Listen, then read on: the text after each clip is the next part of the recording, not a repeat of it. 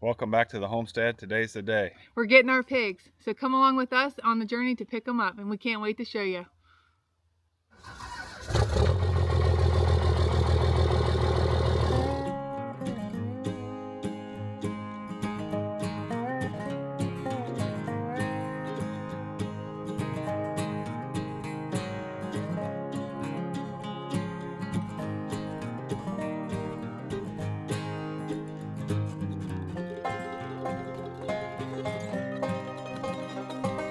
Well, we made our journey back, and this is what we got. We got Idaho Pasture Pigs, or also known as IPP. And the reason we got these pigs is for our rotational grazing that we do here at the homestead. These pigs are known to actually enjoy the pasture, foraging, and they have many qualities that we liked about them, so that's why we went ahead and purchased these Idaho Pasture Pigs. Yeah, and also another benefit to the pasture pig, of course, is we can leave them out on the pasture and they'll eat a lot of grasses and get the nutrients from the ground and things like that. And that helps with our feed bill. Yeah, helps with the feed bill. And supposedly it helps with the meat taste too, it's more organic, so to say. And apparently they have an exceptional taste. Now exceptional taste in meat. We have not personally tried the IPPs yet, but we are looking forward to trying them compared to your conventional hog that would typically be for meat. So make sure that you stay tuned and subscribe for that, so when we post that video, when we compare, you'll be sure to catch it.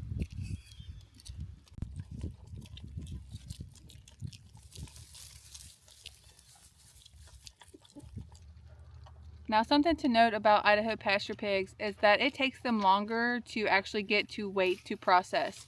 So they will take about 10 months to grow out they'll take 10 months to grow out for their processing date. We're okay with that, not a big deal. We are looking at a good, nice, slow growing pasture raised pork for better tasting, better quality meat that we're going to be eating for us and maybe friends and family or whoever is interested in our meat. But yeah, that's one reason we've also picked them. And behind us here is our pig shelter that we actually DIY'd ourselves out of recycled wood that we had. You can check that video out that we have. I'll post it either here or down in the description, so be sure to check that out too.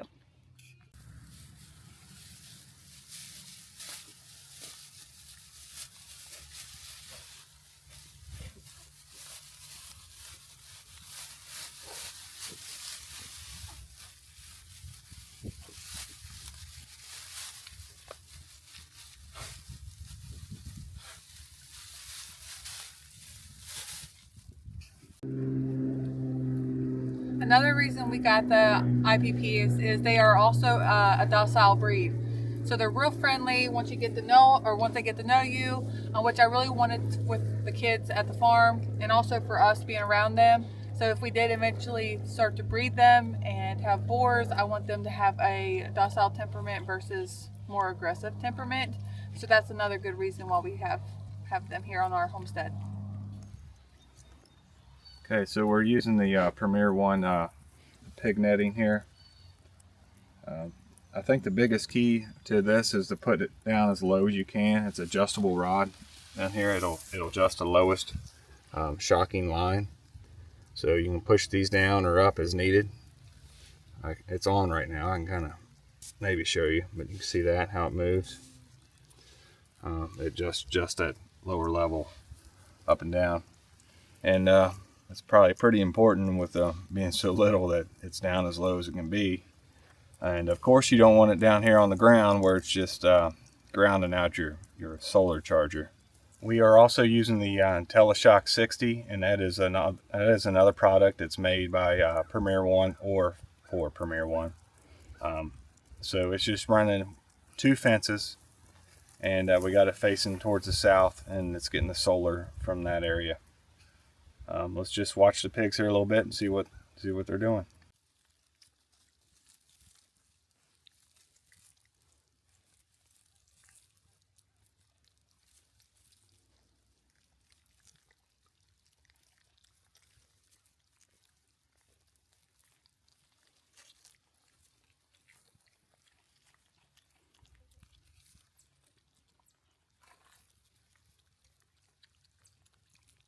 We're so excited to finally have them here on the homestead, and we hope that you consider getting the IPPs for your homestead also. And we're going to be keeping you updated on their progress and how they grow, and just give you cute little pig videos. So make sure that you do follow along for that. Okay, a little update on the pig situation. I had an issue last night after we turned the camera off. They got out on us. Yeah, they did. We were staying around to watch them for a few hours just to see the fence train them, to see how well they do. Where we got them from, they were just used to a cattle panel type of fence. Well, they were in a cattle panel, so we were assuming that's what they were used to. And so we wanted to see how well they would do with our electric fence. Well, they got shocked a few times and they jumped back, which is great, but there was a little bit of a, I guess it was a little high, I guess. Or do you even think it was a little high? I just think they got real scared and they just ran. Yeah, all three of them were in a little bunch, and so one hit it, and I guess it scared the other ones, and it just ran through and lifted it up, and so the other two followed with that one. So we're going to make some changes today to it, but we wanted to let you all know our mistakes so you don't do it also with the pig fence. And Justin, you want to tell them how we got them? Well, we had to use a fishing device to fish them. And that is this right here. If y'all don't know what that is a dip net for bringing fish into a boat. But it worked fantastic. You can't hardly catch them by hand. No, they're too fast. Yeah. And so we got them. Thankfully, they ran towards our chickens, and they were thinking, "What in the world are these?" So it stopped them enough time for me to grab their food and to lure them into that direction with food, while Justin got the net, and we just netted them and was able to get them back in the fence. So what we did in the meantime was we got cattle panels and put it around through the night just to make sure that they were safe. And that was what we're gonna look at doing some changes today. You want to tell them what we're gonna do today? Yeah. Oh, it's a little cold. That could have been an episode of America's Funniest Video. It could have. It's so muddy and sliding, slipping and sliding, trying to get to them. Yeah, that was something funny to witness too. Yeah. So what we're going to decide to do today is we're going to take one of our chicken fences and just double it up, and then we're going to stay out here and watch them a few hours, and then we don't feel comfortable leaving them like that, so we're going to put them back in the cattle panel area that we created at night. We'll give you a little view of that right now so you can see what it looks like, but it's just a pretty temporary thing. Yeah, and so they at least know the fence very well. We only have one barn currently that we're using for animals, and with diseases and parasites and all that, we don't want to put our pigs with our goats that are secured in the barn, and they're due to have babies next month, so we don't want to get them cross-contaminated. So we're willing to go ahead and just put them up in the cattle panel around their house and watch them, for however long it takes till we feel comfortable that they're not going to run through the fence and they understand clearly. And they're little. Yeah, they're little. They're a little. They're smaller than we thought they was going to be. So I think once they get a little bit bigger, the bigger one seems to understand the fence. Like, her nose hits it and she knows, but the little smaller ones, they're smaller than her, and I think that's where the problem is. They're smaller than we thought. Yeah. And the holes are bigger, so we're hoping and praying that the chicken fence doubled up, one, will hold them to, but it also discouraged them to poke their little piggy nose right through the hole and want to just slip through these squares, because they're like I said, they're smaller than we thought. So yeah, we'll see how that goes. Yeah, it's just a little update on what's going on. Yeah, we don't want you to make the same mistake, because the way we had it was just the cattle panel. We didn't want you to start off with doing that too and then having the same incident as us. Yeah. We want to let you know our mistakes so you don't make it too. Yeah, we kind of thought like the goats, we sat out there with them for a couple hours and they were trained on the fence pretty much. Right, but they're also a lot bigger too, where they can't. Yeah. I mean, goats can still run through it. You just want to make sure that they run backwards, not frontwards. Yeah, it's just going to take time. Right, right. And time we have to put into them, I guess. So That's what we're going to do. Let's show you what we did real quick. So we just put up some 16-foot cattle panels around their little house here. And that is our temporary solution for the fiasco that happened last night. So just stay tuned for more piggy videos.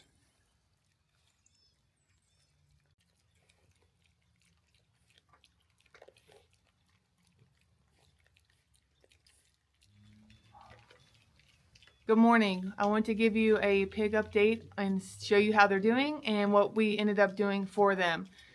So you've seen our update that we, right before this one, we were planning on doing the chicken fence, the poultry netting, electric fence around the pig fence, just to see how they do, which we let them out and they were still doing great. They were still respecting the fence and they were jumping backwards if they got shocked, but they were still really curious. But what it ultimately boiled down to was Justin and I having a peace of mind that they were secured as they learned the fence and not just us keep watching them. Because ultimately there are farm chores to do. There's things to do around the farm that we have to. Not that we didn't, we can allow for a time frame to watch them, but still that peace of mind is priceless, that there is secure fence where they, in case they did try to get out again, that they can't. So that is what that's when we decided to go ahead, and what would be best is to go ahead and move the boys to their location over where our buck area normally is, and then to put the girls out on the field, and then to bring the piglets into the barn. And the barn is normally where we train everybody, and we have a paddock right out of this gate, and it's actually got two fences with it, and it's got the cattle panels, and then it's also got another fence, but I'm not sure if it's field fence or sheep and goat fence. I'm not sure. It might be field fence that is right behind that. So really secure that area is, and that's normally where we train our goats. Is if you've seen that mobile goat shelter video that we have, I can link it below. You can see the paddock area that we have, and actually us with our girls. I think there's the electric fence in that one, but regardless, you can see the area that we have for them. So we're going to leave them in the barn here for a few weeks and really get them to respect the fence, the electric fence, to get used to it, to know that it's not to be messed with, not to be tried. We're still going to keep an eye on them, but that barrier there is a huge peace of mind with these pigs. And like I said before, they are smaller than we were anticipating. So this also gives them time to grow, to not be so able to squeeze through the pig squares on the pig fence, on the electric pig fence. They're not as tempted to go through that because they're going to be a bigger size. This black one right here in the back there, she's a little bigger than the rest. She did fantastic. This little orange and black one, she's a little smaller. As I think you can tell on the camera, she's a little smaller, and she was the one we're really concerned about getting through the fence. So they've grown since we've gotten them, just over a couple days. We can't believe how much they've grown. We're not overfeeding them, but they're growing fantastic here, and so far they're doing great. And but that's just what we're doing. I just want to give you an update and let you know what our final decision came down to with the pigs, and so you can do that if you're looking at getting your own Idaho Pasture pigs or any pigs in general. We're happy with them, and we hope that this video of what we've done, our mistakes, and what we've done to fix them and to correct them helps you in your homestead. And if you're deciding to get some pigs of your own and what to do, I highly recommend, just for the peace of mind, to have the permanent shelter around the electric. the electric on the inside, obviously. Just for the peace of mind, that to me is priceless. So I hope this helps you, and I hope you enjoyed watching. I appreciate you watching, and we'll catch you on the next one. Y'all have a good day. God bless.